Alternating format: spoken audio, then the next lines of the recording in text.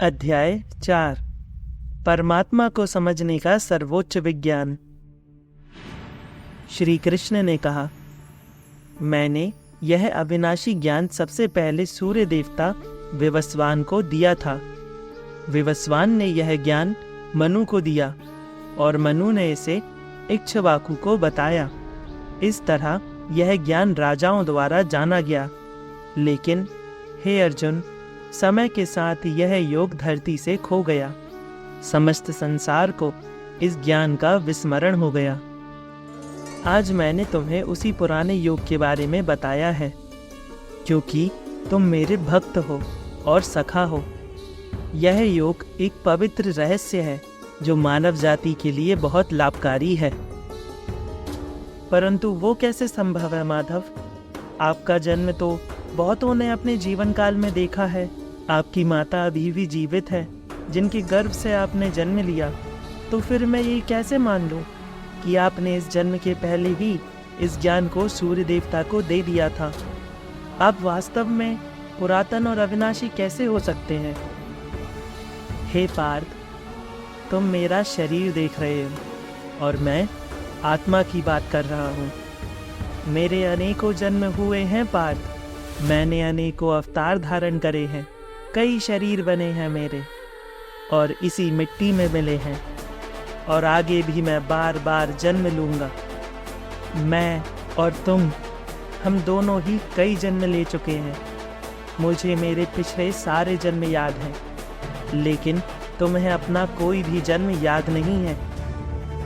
यदा यदा हि धर्मस्य ग्लानिर्भवति भारत अभ्युत्थानमधर्मस्य तदात्मानं सृजाम्यहम् परित्राणाय साधूनां विनाशाय च दुष्कृतां धर्म संस्थापनार्थाय संभवामि युगे युगे।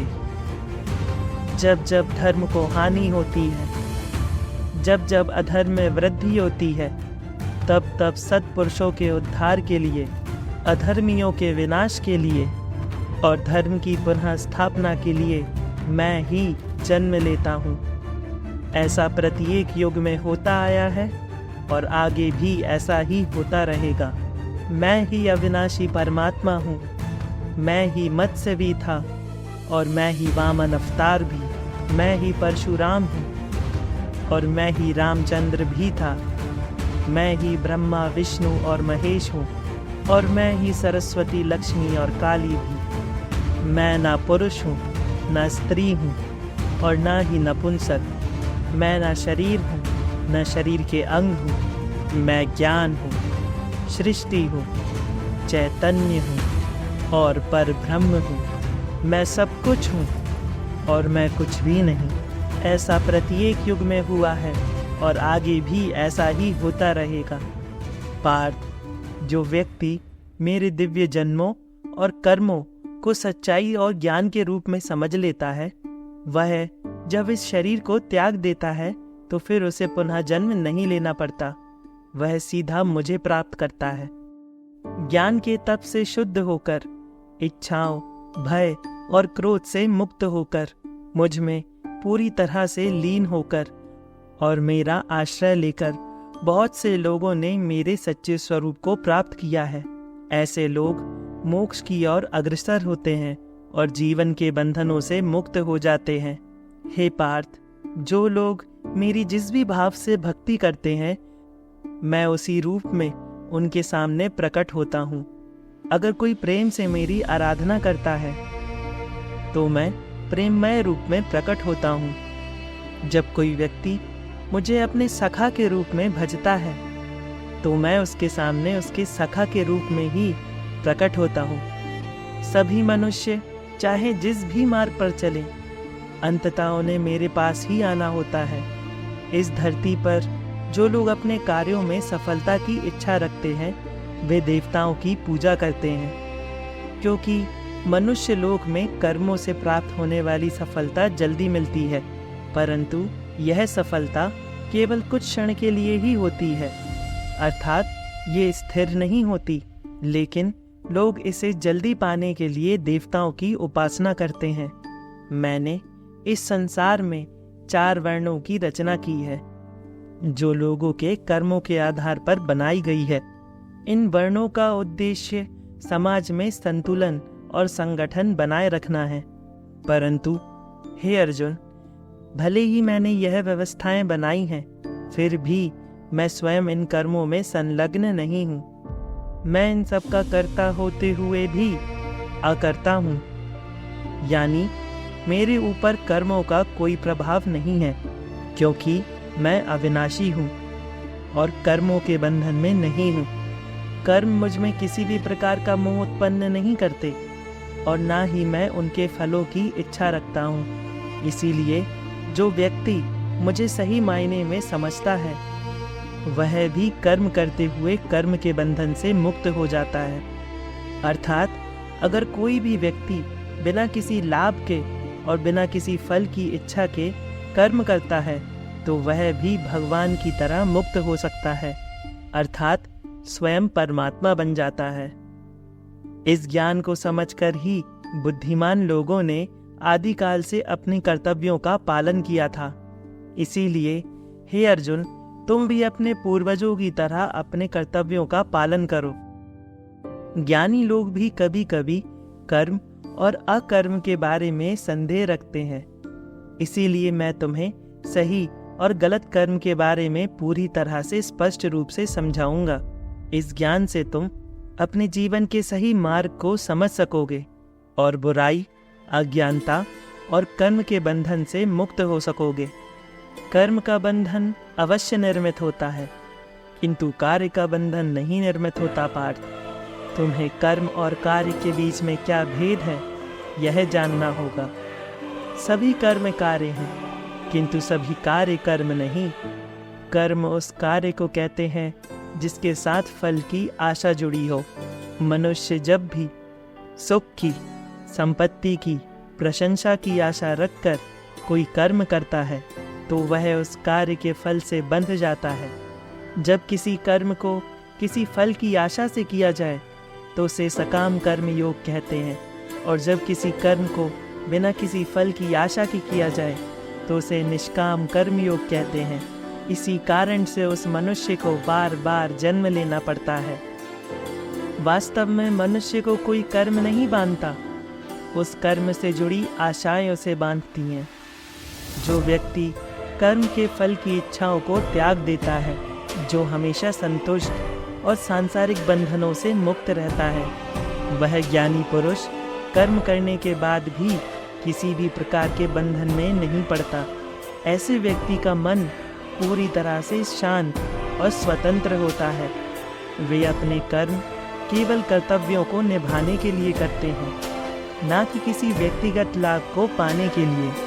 इस निस्वार्थ दृष्टिकोण के कारण वे कर्मों के बंधन से मुक्त हो जाते हैं और कर्म करते हुए भी उन पर किसी भी कर्म का प्रभाव नहीं पड़ता। हे पार्थ, यदि तुम्हें इस युद्ध में विजय होने की आशा है, तो पराजित होने पर तुम्हें भीषण दुख होगा, और वो दुख तुमसे कोई अन्य कार्य करवाएगा, जिसके लिए तुम्हें दूसरा जन्म लेना पड़ेगा। और यदि तुम विजय हुए, तो तुम्हारा अहंकार बढ़ेगा, और वो अहंकार तुम्हें विश्व विजय के लिए प्रेरित करेगा, तुमसे हत्याएं करवाएगा, और उसका पाप तुम्हें बांधेगा। विचार करो, यदि तुम्हें इस युद्ध में न विजय का मोह हो और न पराजय का भय, तो इस युद्ध के अंत में तुम्हें सुख प्राप्त होगा या दुख प्राप्त होगा? ना ही सुख और ना ही दुख माधव। अर्थात तुम्हारा सुख, दुख, हताशा, निराशा, अहंकार युद्ध के कारण नहीं है। उस युद्ध के साथ तुमने जो आशाएं बांधी हैं, उसके कारण है। क्या ये सत्य नहीं है पार्थ? सुख, दुख, जय, पराजय, लाभ, हानि का विचार किए बिना यदि तुम युद्ध करोगे पार्थ, तो तुम पाप के भागी नहीं बनोगे। जब एक व्यक्ति यह जान जाता है कि अगर वो किसी कर्म को बिना किसी फल की आशा के करे, जहाँ उसे कोई ना लाभ हो और ना ही कोई हानि हो, तो इसका अर्थ यही है कि वह कोई भी पाप नहीं कर रहा है। जो व्यक्ति अपने भाग्य में जो भी प्राप्त करता है, उसी में संतुष्ट रहता है, और जो सुख दुख जैसी भावनाओं से दूर रहकर शांति को प्राप्त करता है, जो किसी से ईर्ष्या या द्वेष नहीं रखता और जो लाभ हानि को समान मानकर जीता है, वह व्यक्ति कर्मयोगी होते हुए भी कर्म के बंधन से मुक्त रहता है। जो व्यक्ति सांसारिक इच्छाओं और मोह से मुक्त हो गया है और जिसका मन ज्ञान में स्थिर हो चुका है, वह व्यक्ति आत्मसमर्पण की भावना से यज्ञ करता है, यानी अपने सभी कर्मों को ईश्वर को समर्पित करता है। ऐसे व्यक्ति के सभी कर्मों के फल विलीन हो जाते हैं, क्योंकि वह बंधनों से मुक्त हो जाता है। उसका कोई भी कर्म उसे पुनर्जन्म के चक्र में नहीं फंसाता। यज्ञ अर्थात समर्पण की सभी प्रक्रियाएं ब्रह्म हैं। जो आहुति दी जाती है वह भी ब्रह्म है। अग्नि जिसमें आहुति दी जाती है वह भी ब्रह्म है, और जो आहुति देने वाला है वह भी ब्रह्म है। इस सत्य को जानकर जो व्यक्ति अपने सभी कर्म करता है वह ब्रह्म में लीन हो जाता है और अंततः ब्रह्म को प्राप्त कर लेता है, अर्थात उसके समस्त कर्म खत्म हो जाते हैं और वह मोक्ष को प्राप्त कर लेता है। कुछ योगी देवताओं की पूजा करते हैं और उन्हें अपनी आहुतियाँ अर्पित करते हैं, जबकि दूसरे योगी अपने आप को ही ब्रह्म रूपी अग्नि में समर्पित करते हैं।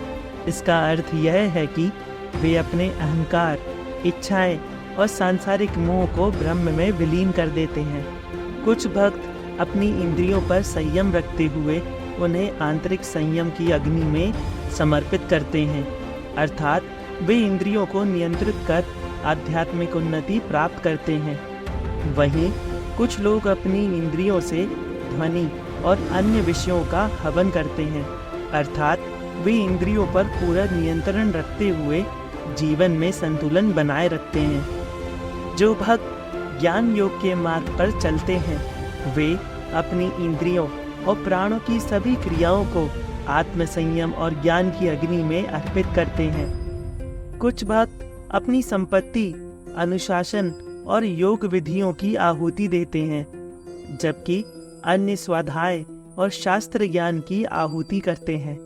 कुछ भक्त अपनी प्राण रूपी शक्ति अर्थात सांसों की क्रियाओं को करके इनकी आहुति देते हैं और अपनी सांसों पर नियंत्रण प्राप्त करते हैं, जबकि कुछ भक्त संयमित आहार के माध्यम से शरीर की सभी प्राणिक क्रियाओं को मुख्य प्राण की अग्नि में अर्पित करते हैं और अपने पापों को ज्ञान की अग्नि से भस्म कर देते हैं। जो भक्त यज्ञों का पालन करते हैं वे ब्रह्म को प्राप्त करते हैं, लेकिन जो यज्ञ नहीं करते वे इस उच्च अवस्था तक नहीं पहुंच पाते। हे पार्थ, यज्ञ यानी कोई भी पवित्र कर्म या बलिदान जिसमें कुछ त्याग किया जाता है कई प्रकार के हो सकते हैं। कुछ लोग भौतिक चीजें जैसे वस्त्र, धन आदि अर्पित करते हैं, लेकिन उनका महत्व आध्यात्मिक ज्ञान के यज्ञ से कम है। हे पार्थ, ज्ञान का महत्व सबसे ऊपर है, जबकि बाहरी यज्ञ जैसे हवन, पूजा आदि से भी लाभ होते हैं, लेकिन आत्मज्ञान अर्थात स्वयं के वास्तविक रूप को पहचान लेना सबसे श्रेष्ठ है, क्योंकि ज्ञान के माध्यम से व्यक्ति कर्मों के बंधन से मुक्त हो सकता है। सभी प्रकार के कर्मों और उनके परिणामों का अंतिम समाधान केवल यज्ञ से ही संभव है। जब व्यक्ति सच्चे ज्ञान को प्राप्त कर लेता है तो वह समझ जाता है कि वास्तव में कोई भी कर्म बंधन नहीं है और इस प्रकार वह कर्म के बंधन से मुक्त हो जाता है। हे अर्जुन, यदि तुम सच्चा ज्ञान प्राप्त करना चाहते हो तो पहले एक योग्य गुरु की शरण में जाओ, गुरु की सेवा करो और उनसे विनम्रता से प्रश्न करो और उनकी शिक्षाओं को समझने का प्रयास करो। एक गुरु जो स्वयं सत्य और ब्रह्म का साक्षात्कार कर चुका है वह शिष्य को इस ज्ञान से परिचित कर सकता है। गुरु की शरण में जाना और उनके मार्गदर्शन में रहकर सच्चा ज्ञान प्राप्त करना व्यक्ति को आत्म साक्षात्कार की ओर ले जाता है। गुरु से ज्ञान प्राप्त करके हे पार्थ, तुम माया के भ्रम में नहीं फंसोगे, क्योंकि उस ज्ञान के माध्यम से तुम संपूर्ण सृष्टि को स्वयं में देखोगे और उसके बाद स्वयं को मुझ में देखोगे। वास्तव में मैं और तुम अलग नहीं है पार्थ, केवल हमारे शरीर अलग हैं। भले ही तुम पापियों में सबसे बड़े पापी क्यों ना हो, केवल इस ज्ञान को जान लेने मात्र से तुम्हें संसार रूपी सागर को पार कर लोगे। हे अर्जुन, ज्ञान की अग्नि का प्रभाव इतना शक्तिशाली होता है कि वह सभी कर्मों को, चाहे वह अच्छे हो या बुरे, पूरी तरह से समाप्त कर देती है। जैसे आग ईंधन को राख बना देती है, वैसे ही सच्चा ज्ञान कर्मों के बंधनों को समाप्त कर देता है। जब व्यक्ति सच्चे ज्ञान को प्राप्त करता है तो वह कर्मों के परिणामों से मुक्त हो जाता है और आत्मा की वास्तविकता को समझ जाता है। निसंदेह इस जगत में ज्ञान के समान कोई भी शुद्धि करने वाला नहीं है। जो भक्त योग में सफल होता है वह समय के साथ स्वयं ही इस ज्ञान का अनुभव कर लेता है। वह श्रद्धावान व्यक्ति जो ईश्वर में समर्पित है और जिसने अपनी इंद्रियों पर नियंत्रण रखा है, वह ज्ञान प्राप्त करता है। ज्ञान प्राप्त करने के बाद वह शीघ्र ही परम शांति को प्राप्त कर लेता है। एक व्यक्ति जो ज्ञान को प्राप्त करने के बाद भी श्रद्धा और विश्वास से वंचित है और जिसके मन में संदेह रहता है, उसका अंत बुरा होता है। ऐसे लोग ना तो इस भौतिक संसार में सुखी रहते हैं, ना ही परलोक में सुख प्राप्त करते हैं और ना ही ईश्वर के परम आनंद का अनुभव करते हैं। इसीलिए श्रद्धा और विश्वास के बिना कोई लाभ नहीं होता और ऐसे व्यक्ति के लिए कोई भी आध्यात्मिक लाभ संभव नहीं है। इस प्रकार हमने श्रीमद् भगवत गीता के 4th अध्याय का समापन किया। आगे के अध्यायों को जानने के लिए हमारे YouTube channel the Hindu script को सब्सक्राइब करें और बेल आइकन को दबाएं।